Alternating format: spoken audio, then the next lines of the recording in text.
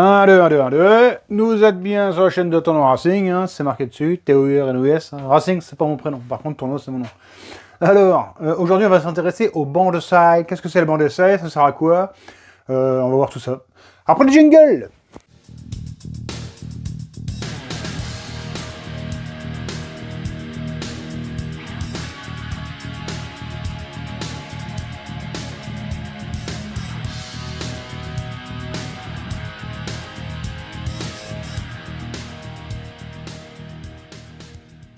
S'intéresser, comme je te le disais, au banc d'essai. Alors si tu veux, c'est une vidéo que j'avais préparée depuis tellement longtemps que du coup elle n'a jamais été faite, parce que j'attendais d'avoir une 50 à boîte, un scooter et une mobilette à disposition à mettre au banc.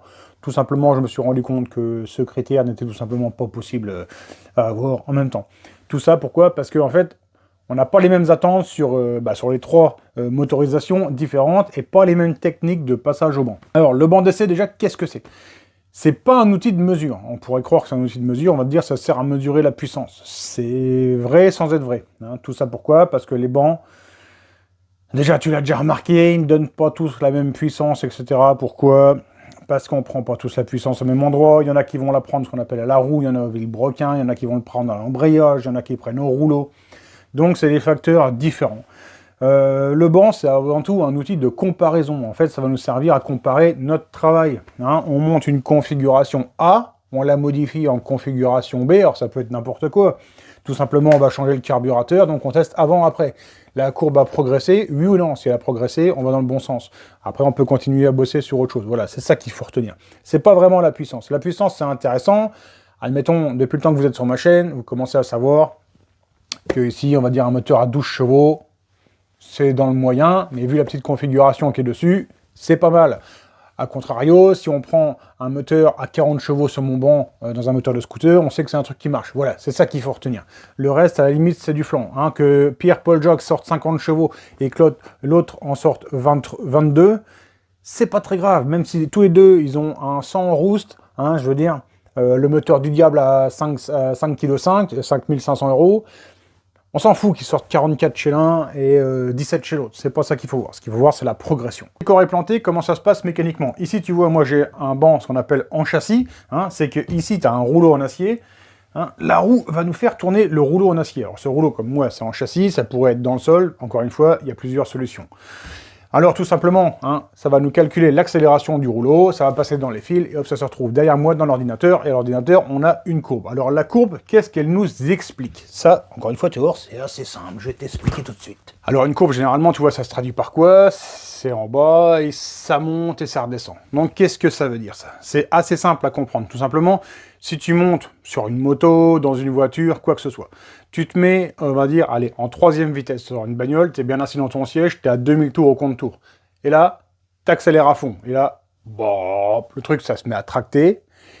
Et plus tu sens que ça te pousse dans le siège, plus la courbe, elle monte. Hein. Forcément, plus ça te pousse, plus ça va monter droit.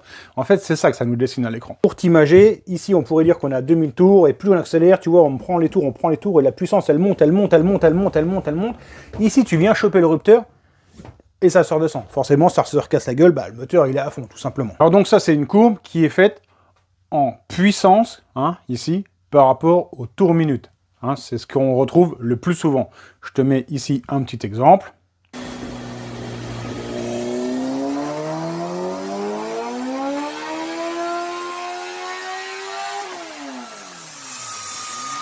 Hein, on a chopé le régime, la puissance, le rupteur, ça s'est cassé le nez.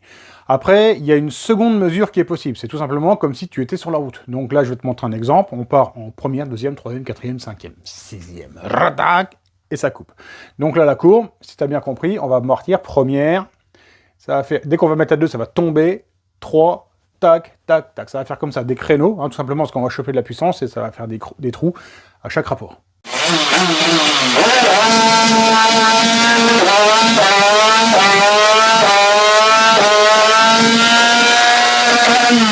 Alors là, je te mets une courbe à l'écran, hein, c'est pas celle qu'on vient de voir. Hein. Forcément, tu vois, il manque un peu de puissance. Ici, c'est un petit 50 bidalo. Donc, tu vois ici, première, tu passes la 2, tu passes la 3, tu passes la 4, 5, 6.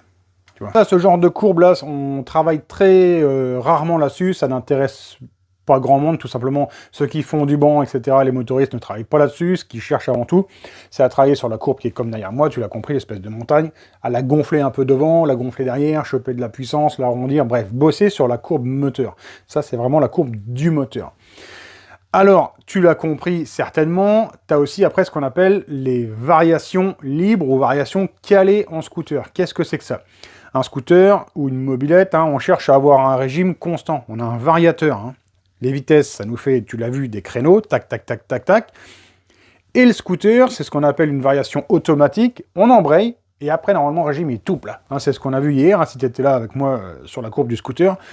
On l'avait vu, la courbe, c'était tout plat, ça traversait l'écran. Tout simplement parce que la variation, elle tournait tout le temps à 12 000 tours. Ça, c'est intéressant de bosser pour régler les galets, etc. Simplement, sur nos scooters, là aussi, on peut travailler ce qu'on appelle en variation calée. On condamne la variation. Alors, tu as plusieurs solutions. Soit tu enlèves les galets et dans le variateur, tu mets une bague pour régler l'ouverture du variateur comme tu le souhaites. Soit tout simplement, tu travailles avec des poulies crantées. Hein. Tu le vois, ça, c'est mon système hein, que j'ai depuis des années maintenant. Donc ici, ça se met sur le vilebrequin, la courroie, elle est crantée, et ça vient derrière se prendre ici sur la poulie réceptrice, tu le vois. Avec ce système, on condamne complètement le variateur. Alors, entre ces deux plans, mon petit Toto, il s'est passé un bon laps de temps. Alors, si tu veux, ici, le problème que j'ai, qui n'en est pas forcément un, mais qui en est un quand même, je t'explique. Quand tu travailles avec des poulies crantées, ou avec ici, tu vois, la courroie, tu n'obtiens pas exactement les mêmes valeurs. Pourquoi ?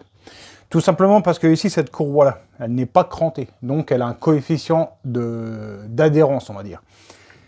Donc, ici, pas de trop, parce qu'on est sur une config qui fait 12 chevaux. Mais elle aurait tendance à patiner. Donc, elle aurait tendance à te donner des valeurs un peu fausses. Que quand tu passes sur un système de poulie crantée, tes tirs, tu peux en enquiller de suite, tu as toujours la même valeur, vu que tu n'as aucune perte, aucun frottement, aucun patinage, etc. Donc tes tirs, ils sont répétitifs. Ici, la courroie, suivant sa température, suivant la puissance du moteur, eh ben, elle ne va pas adhérer tout le temps pareil. C'est pour ça que quand tu enquilles des tirs, les résultats sont assez aléatoires. Là, je viens d'essayer parce que tout simplement, je ne peux pas mettre mon système de poulie hein, parce que bah, je n'ai pas de carter. Parce qu'il faut un carter avec un tendeur en dessous et bon, je ne vais pas couper mon carter, j'en ai qu'un. Tout ça pour te dire que tu peux travailler des deux façons. Il y a la première façon qui dit travailler avec des poulies crantées. Comme ça, tu obtiens vraiment le maximum de ton moteur et après, tu te débrouilleras avec ta courroie et tes galets, correcteurs, etc. pour essayer de passer le maximum de puissance à la roue. Et sinon, tu as l'autre façon de voir la chose, c'est de te dire, je travaille directement avec une courroie, le ressort de poussée que je veux utiliser pour essayer d'adapter mon moteur à la puissance que peut digérer ma variation. Tu vois, c'est deux approches différentes. Je te cache pas qu'en temps normal, moi, je préfère travailler, balancer toute la braise possible sur la poulie crantée et après, on essayera de faire tourner notre moteur en variation. C'est pas la meilleure façon, c'est pas la moins bonne des façons, c'est une façon. Hein. Je crois pas qu'il y ait vraiment une règle vraie, juste, machin. C'est comme dans tout, tu as plusieurs façons d'arriver en général, on va dire, au même résultat. Donc là, j'ai pas le choix que dans mon immédiat de tourner avec ici, tu vois, ma variation qui est condamnée. Donc j'ai pas de galet à l'intérieur. Et ici, entre la flasque en acier et ma joue mobile, je viens intercaler une cale en plastique, tu vois. Et du coup, ma courroie, eh ben, elle est à mi-hauteur dans le variateur et dans le correcteur derrière. Je vais pas redémonter parce que là, je suis arrivé sur un accord qui est pas trop mal. Donc là, on remet le carter et on va faire des tests. Et maintenant, on va pouvoir avoir une courbe, hein, comme je te disais tout à l'heure, en forme de montagne et non plus la courbe toute droite, hein, comme si tu étais sur la route. Tu comprends ? La différence entre la variation qui fonctionne, t'accélères et c'est tout plat. Et ici, la variation, elle est condamnée. Hein, donc le moteur, il va partir asthmatique. On va le comprendre. C'est comme si on partait à peu près sur la troisième vitesse. Hein, donc le moteur, il va mettre longtemps à partir. Et puis après, on va pouvoir travailler sur notre montagne.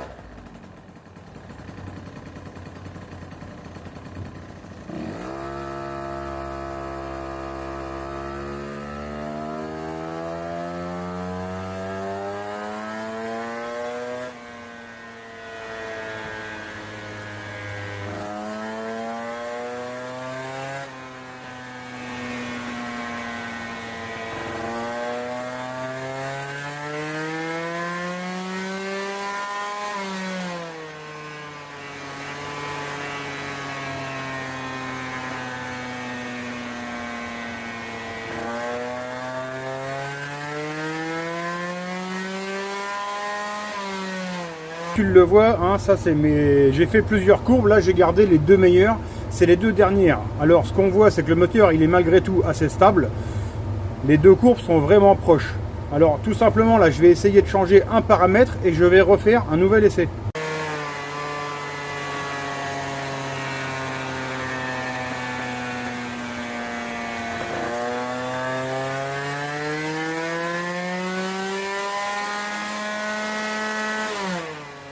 Alors ici, tu vois, ça c'est le premier test qu'on avait fait, et là on vient de faire celui-là. Alors ce qu'on peut voir, hein, j'ai juste changé le CDI. C'est pareil, bon là ça allonge un peu plus, mais c'est juste que j'ai tenu le gaz un peu plus longtemps. Mais les courbes sont les deux mêmes, donc ici il n'y a rien à gagner. Il faut savoir que sur notre règlement, on n'a rien le droit de changer. Hein. Donc on essaye des CDI, on essaye de voir s'il n'y a pas un stator qui marche mieux que l'autre, un volant qui va mieux que l'autre, etc. Tu vois, comme j'en ai 2, je peux faire des petits tests comme ça. Je pense que tu as compris un peu comment fonctionne le banc d'essai. Hein. Si tu comprenais pas la différence entre le libre et le calé, maintenant je pense que tu l'as compris. Là, à l'écran, il n'y a pas vraiment cette montagne hein, comme la courbe là-bas, mais tout simplement parce que c'est le caractère du moteur qui est comme ça. Hein, c'est l'accord entre le pot d'échappement, le carburateur et le cylindre qui fait qu'on a une courbe quand même relativement plate. Ce qui explique aussi qu'on a un moteur qui est très sain et très facile à régler. Pourquoi? Parce que tu le vois, tout ce plat là, ça veut dire que n'importe quel galet que tu mettes, en fait le moteur il fonctionne.